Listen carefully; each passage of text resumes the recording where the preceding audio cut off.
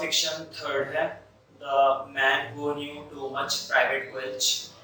Private Quelch की कहानी है। क्वेल्च उसका नाम है बेसिकली, और प्राइवेट वर्ड उसके आगे इसलिए लगा हुआ है क्योंकि यहाँ पर प्राइवेट का मतलब है क्योंकि क्वेल्च एक सोल्जर है, यहाँ पर सैनिक है और वो ट्रेनिंग लेने के लिए आया हुआ है और अभी उसकी ट्रेनिंग पूरी नहीं हुई है, इसलिए उसके नाम के आगे लगा हुआ है प्राइवेट। तो प्राइवेट का मतलब हुआ कि जिसकी ट्रेनिंग अभी पूरी नहीं हो पाई है, ठीक है। और अगर ट्रेनिंग पूरी हो जाती है तो उसके लिए भी यहाँ पर एक वर्ड बताया गया है, कमीशन। कहने का मतलब ये ऐसा सोल्जर जिसके नाम के आगे अगर कमीशन लगा हुआ है तो इसका मतलब है उसकी ट्रेनिंग कंप्लीट हो गई है और वो किसी पर्टिकुलर पोजीशन पर नियुक्त कर दिया गया है, मतलब किसी स्थिति पर उसकी पोजीशन बन चुकी है। तो यहाँ पर प्राइवेट क्वेल्च के बारे में बताया गया है। ये जो क्वेल्च है ये कमाल का बंदा इस चैप्टर में फिक्शन थर्ड में बताया गया है आपकी the man who knew too much. Man का मतलब है व्यक्ति, हु न्यू टू मच इसका मतलब है ऐसा व्यक्ति जो बहुत कुछ जानता है। अक्सर क्या होता है जब किसी व्यक्ति को किसी चीज के बारे में कोई नॉलेज नहीं होती है तो नुकसान है, और जब जरूरत से ज्यादा नॉलेज होती है तो और भी ज्यादा नुकसान हो जाता है उस केस में। वही कहानी इस प्राइवेट क्वेल्च के साथ हुई है, ठीक है। कहानी का जो वर्णन करता है, कहने का मतलब ये है कि इस स्टोरी का जो लेखक है वो इन्हीं के बीच का कोई व्यक्ति है। प्राइवेट क्वेल्च का तुम ये कह सकते हो कि दोस्त है, वो इस कहानी को पूरी तरह से बता रहा है। तो वो शुरुआत करता है कि जब उनकी पहली बार मुलाकात होती है सर्जेंट से। सर्जेंट जो ट्रेनिंग रिपोर्ट में इन्हें मिलता है, सर्जेंट ये हाई रैंक ऑफिसर है और ये इन्हें कुछ बातें बताने आए हुए हैं राइफल के बारे में। राइफल होती है, उससे जब हम शूट करते हैं तो उसके बारे में वो थोड़ी सी इंफॉर्मेशन देने के लिए आया हुआ है। तो ट्रेनिंग रिपोर्ट पर पहली बार सर्जेंट आता है और सामने से प्राइवेट क्वेल्च आ रहा होता है। प्राइवेट क्वेल्च को नॉर्मली सभी लोग प्रोफेसर कहते हैं, क्योंकि प्रोफेसर इसको इसलिए बोला जाता है इंटेलिजेंसी की वजह से। इसका जो माइंड है वो बहुत ही ज्यादा इंटेलिजेंट है, मतलब इतना इंटेलिजेंट है अगर कुछ स्टूडेंट को कुछ लोगों को अगर दिक्कत हो रही है किसी पर्टिकुलर टॉपिक में और कोई इसके साथ आकर 10 मिनट बातचीत कर ले तो बातों बातों में ही उस टॉपिक को पूरी तरह से क्लियर कर देता है। मतलब इतना कमाल का दिमाग इसने पाया। तो अच्छी बात है, वैसे तो खैर दूसरों की मदद करना एक अच्छी बात है, ठीक है, और इसलिए शायद सब इसको प्रोफेसर भी कहते हैं। तो क्वेश्चन भी बन जाता है ये कई बार कि इसको प्रोफेसर के नाम से क्यों जाना जाता था।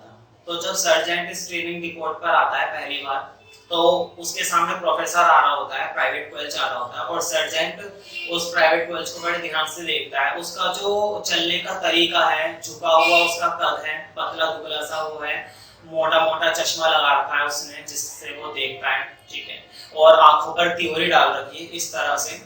तो मतलब उसका जो लुक लाइक है वो भी पूरी तरह से प्रोफेसर की तरह ही है। तो सर्जन तुरंत समझ जाता है कि हाँ इसे क्यों प्रोफेसर कहा जाता है, क्यों इसे बाकी के लोग प्रोफेसर कहते हैं, तो वो समझ जाता है।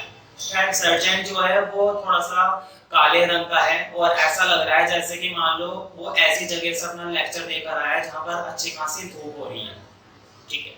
तो सर्जन बता रहा होता है कि ये जो हमारी राइफल होती है, मजल होती है, जब हम इससे शूट करते हैं तो इसकी जो बुलेट होती है, वो जो बुलेट होती है तो वो हवा में जाती है 2000 फीट की स्पीड से, 2000 फीट पर सेकंड की स्पीड से इसकी बुलेट शूट होती है। तो तुरंत प्रोफेसर बीच में बोल देता है 2440।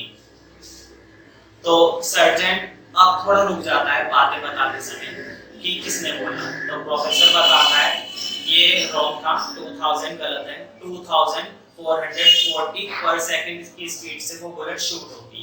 तो सर्जन कहता है हाँ बिल्कुल ठीक है, ये करेक्ट आंसर है, सॉरी फॉर दैट। तो उस समय वो कुछ खास नहीं कहता है सर्जेंट, वो अपने टॉपिक को कंटिन्यू रखता है। मजल के जो भी फंक्शन होते हैं राइफल के वो सारी बातें बताता रहता है, ठीक है। एक एक टॉपिक उसे क्लियर कर देता है सभी स्टूडेंट्स को, सभी वहाँ पे जितने भी ट्रेनर है सबको वो कर देता है।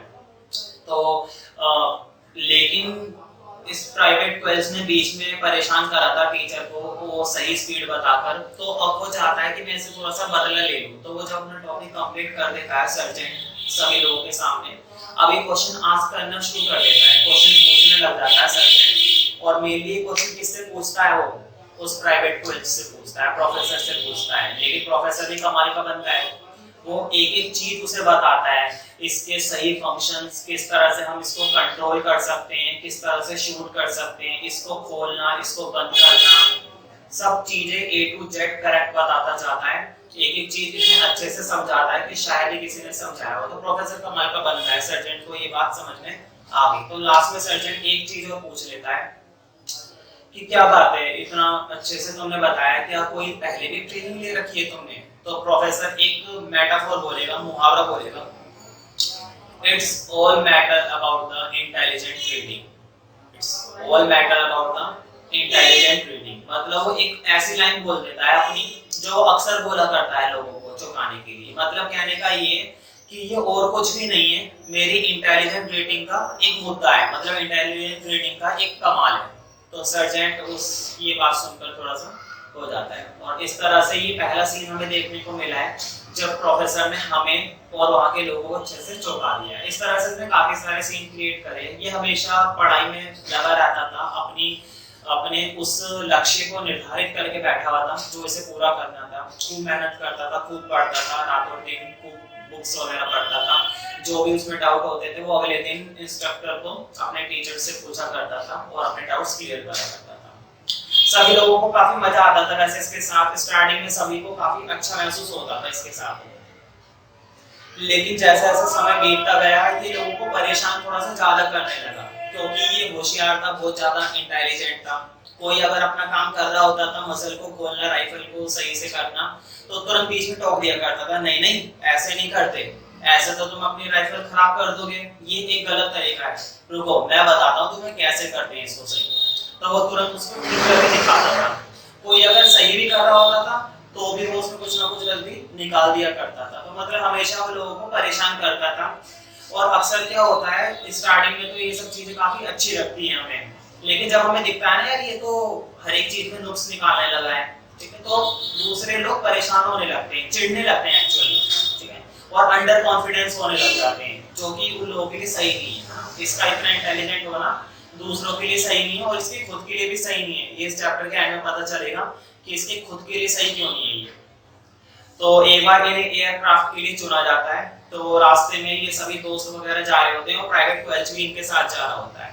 तो एयरक्राफ्ट की आवाज आ रही होती है हवा में, ऊपर आसमान में एयरक्राफ्ट उड़ रहा होता है और धूप इतनी तेज होती है कि दिखाई नहीं देता, केवल सुनाई देता है। तो बाकी सब कहते हैं ये तो काफी तेज आवाज है, लेकिन प्राइवेट क्वेल्च इसकी सारी डिटेल बता देता है, इसके इंजन के बारे में और ये प्लेन कहाँ का है उसके बारे में, और सारी डिटेल बता देता है।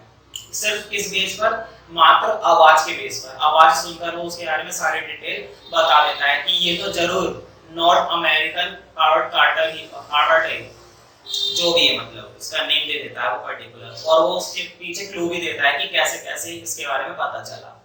तो बाकी सब चौंकने लगते हैं, यार ये तो बहुत ज्यादा कमाल का बनता है, तो आवाज सुनकर ही सब कुछ काम कर डाला, तो इससे थोड़ा सा बचकर रहना पड़ेगा, वो अच्छे से करता है सारे काम। अब बात आती है इस चैप्टर के अंदर प्राइवेट क्वेल्च के बारे में आगे की। एक नया नाम और आ रहा है, कॉर्पोरल टर्नबुल। ये बिल्कुल भी उसकी तरह नहीं है, किसकी तरह अभी जो सर्जेंट आया था वो तो सुनकर आराम से चला गया। कॉर्पोरल टर्नबुल कमाल का इंसान इसके अंदर दिखाया गया है, और इस कहानी के अंदर सबसे ज्यादा पावरफुल व्यक्ति भी ये दिखाया गया है। मतलब ये ऐसा ऑफिसर है, इसको इतनी पावर दे रखी है कि अगर ये किसी को किसी काम के लिए अपॉइंट करेगा, नियुक्त करेगा, तो उसको उस पोजीशन पर लगा दिया जाएगा, कोई इनकार नहीं कर सकता। कहने का मतलब ये किसी को भी किसी भी काम के लिए सिलेक्ट कर सकता है, इसके पास इस चीज की पावर है। तो कॉर्पोरल टर्नबुल, कड़ाके की धूप थी, अच्छी खासी गर्मी थी, घेरा बना रखा था लोगों का, सोल्जर्स का, और उनको वो कुछ बातें बता रहे थे और हैंड ग्रेनेड के बारे में बातें बता रहे थे। हैंड ग्रेनेड देखा होगा तुमने, ये एक ऐसा बम होता है छोटा, जिसमें से पिन निकाल दो और फेंक दो तो फट जाता है, उसे बोलते हैं हैंड ग्रेनेड। तो वो बताते हैं कॉर्पोरल टर्नबुल कि इसका जो बाहर का हिस्सा होता है वो कई सारी सेगमेंट में डिवाइड होता है, इसका बाहर का हिस्सा कई सारी सेगमेंट में डिवाइड होता है। तो पीछे से एक आवाज आती है 44 सेगमेंट, 44 सेगमेंट। तो कॉर्पोरल टनल तुरंत पूछता है किसने बोला, तो तुरंत बोलता है 44 सेगमेंट होती हैं, 44 सेगमेंट में इसका बाहर का एरिया डिवाइड होता है। तो कॉर्पोरल टनल उस समय तो कुछ खास जवाब देता नहीं है, लेकिन ये प्रोफेसर उसकी नजर में आ गया है कॉर्पोरल टनल, ठीक है। फिर वो आगे का लेक्चर कंटिन्यू करता है, फिर बीच में टोक देता है प्रोफेसर। अब कहता है बाय द वे कॉर्पोरल, तुम्हें इसकी 5 विशेषताओं के बारे में नहीं बताना चाहिए। सभी लोग चौंक जाते हैं, इतने बड़े ऑफिसर को ये नाम लेकर बोल रहा है और बीच में टोक रहा है। तो कॉर्पोरल टनल तुरंत जवाब देता है, ऐसा है तो फिर तुम ही इस लेक्चर को दे दो। और ये कहते हुए वो ग्रेनेड उसके ऊपर फेंक देता है। तो प्रोफेसर भी घबराता नहीं है, वो जोश के साथ खड़ा हो जाता है और पूरा lecture A to Z 1 by 1 बहुत बढ़िया तरीके से देता है। एक कमाल का लेक्चर वो क्लास के अंदर प्रोवाइड करता है और सभी लोग अब हैरान है क्योंकि लेक्चर खत्म हो गया है और कॉर्पोरल टर्नबुल भी देख रहा है। अब सब लोग शांत हैं और ये डर वाली शांति है कि अब टर्नबुल क्या कहेंगे, ठीक है। तो कॉर्पोरल टर्नबुल कहना शुरू करते हैं, जैसा कि आप लोग जानते हैं मुझे आप में से किसी एक को सेलेक्ट करना है। अपोज रुक जाते हैं, सब लोग सोचते हैं सिलेक्शन करना है किस चीज के लिए। तो कहता है यहाँ के कुक हाउस में एक परमानेंट कुक की जरूरत है और मुझे लगता है इसके लिए प्राइवेट क्वेल्च सबसे बढ़िया मेंबर होगा। तो उसको सिलेक्ट कर लिया जाता है और वो बंदे इतने खुश होते हैं इस बात पर कि उन्हें उस प्राइवेट क्वेल्च से आजादी मिल गई है जो हमेशा उन्हें अपनी इंटेलिजेंट रेटिंग से परेशान किया करता था। और वो खुश है बहुत ज्यादा और हैरान भी है।